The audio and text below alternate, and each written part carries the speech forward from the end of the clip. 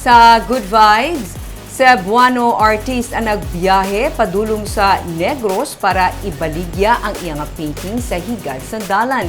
Suno sa artist, nagbaligya siya bangod kinahanglan niya sang gatas para sa iyang kabataan.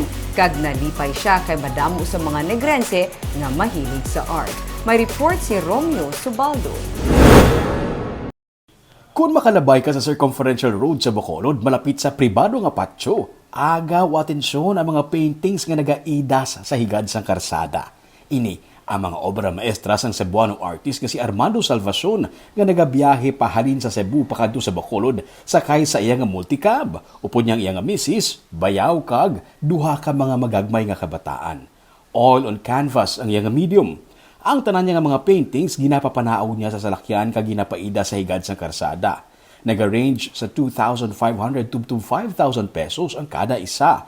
Pwede maistoryahan ang presyo kung madamo ang kuwaon. Kung customized, mas mahal. Suno kay Armando, wala man siya sang ikasara nga magpatigayon sa exhibit, gani sa dala na lang siya naga-display sang iya nga paintings. Kasi mag-exhibit kami, wala nga may duunan sa Wala, hindi kaya na mag-exhibit. pamilya. Anak mo yun, sir? Yung dalawa? Kasi mag-exhibit, matagal mabinta. Mahal yung pattern nila. Mahal yung painting mo na. Paano pang ang bata namin paggastos. Kailangan na panggastos para sa mga bata. Kailangan mabilisan ang binta. Kahit mura lang, okay lang sa amin. Okay lang. Kasi alam namin yung hirap ng buhay. Sang bulan sang Mayo, nagpabakolod man siya kay nasugid sang iya nga utod nga kadamo sa mga mahilig magbakal sang painting sa Bacolod City.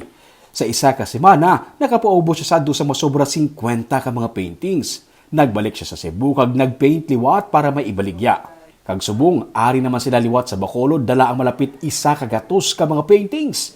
Nagaarkilala sila sang balay sa idalom sang Taytay kag nagabaligya sa dalan kun adlaw. Kinahanglan niya kuno nga magdoble sa paghimakas, kay may duha pa siya ka mga anak nga ginagatas. Kami na nakatira sa may Tulay na, malapit na Tulay. Parang boarding house. Oo. Nagrenta kayo, sir? Kaya papanghilian, dito lang kami sa akin. Noon talaga, hindi kami nag-display, office to office kasi na-pandemic, hindi nag-display lang kami sa daan. Kasi hindi bawal lang pumasok sa opisina. So ganito yung ginagawa nyo sa Cebu? Oo, Dati? Oo, online, tapos may page kami.